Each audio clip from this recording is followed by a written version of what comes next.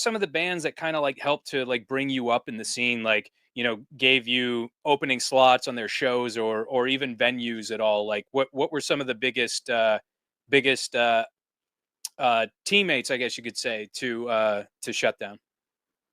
Definitely the first one, like, was Raybeez and Warzone, pre-Victory, before we were on Victory, when we were just a bunch of kids, hardworking, trying to get on shows in New York.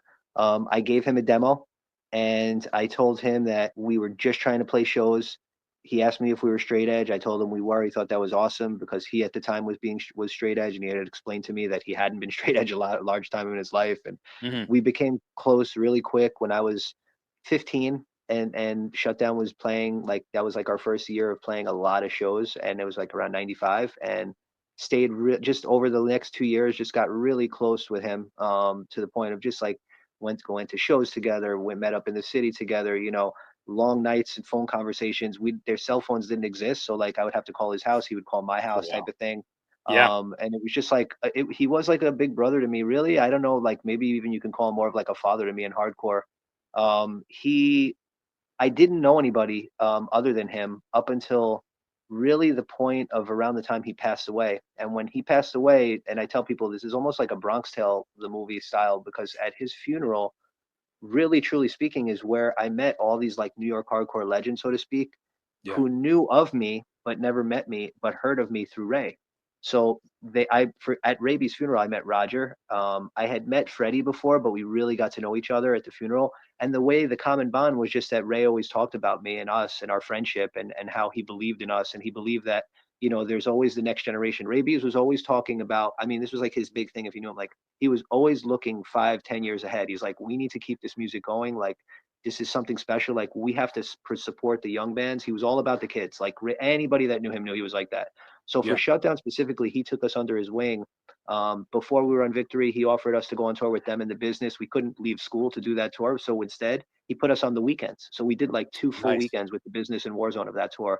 They had toured all of Europe and America in 1996. Yeah. Um, at his funeral, there was a tribute show, as you know, at CBGB's in October of '97, and we played that show. And at that show, one of the Victory guys came up to us and gave us his card and said that Raybeez would be at Victory's office in Chicago, like, all the time. All he would tell Tony Victory was sign Shutdown, sign Shutdown. Like, we didn't know that. Like, I had no idea he was doing that. He's like, you got to sign these kids. He's like, they're the future of hardcore. They're the next generation. So when we played that tribute show, that's kind of when we officially met Victory. They said that Raybeez kind of pushed it, and that Tony now saw us. That Victory the Raybeez tribute show in October of '97. It's on YouTube. Like, absolutely bonkers Shutdown set. Like, people bouncing off the walls, flying off the stage. Like, that show was as memorable as you can imagine. And after that show, Victory, I guess, was like, okay, these kids are real. You know, Yeah. and we talked to them, and like, from that point on, like, that's kind of how our future as a band started. So from the funeral of Raybeez, we got to know Roger and Jimmy Gestapo and Freddie, and pretty much everyone in the New York hardcore scene became like a brother to us. Ezak, the Wow. Crown of Thorn guys, the Breakdown guys, the Killing Time guys. I know I'm naming like all the legend bands, the Cro-Mags guys, but I have to give them their flowers, because I'm going to tell you Sure. the truth. Like, at that time, they truly did take Shutdown under their wing. Like, people like John Joseph put us on, the Hardcore for Hunger benefit. Freddie put us on multiple weekends with Madball. When we went on Victory, I think some certain legacy bands, as they call them, I think they saw that we were for real, like we were going to do this like full time, and they really didn't, like, we were like 17. They're like, yo, these kids are going for it. And I think those bands were like really inclined to help us, and they did. Like, we did a U.S. tour with Harley Flanagan in Paris of the Cro-Mags and All Out War. We did a U.S. tour with Agnostic Front. We did Europe with Agnostic Front on a tour bus for 5 weeks.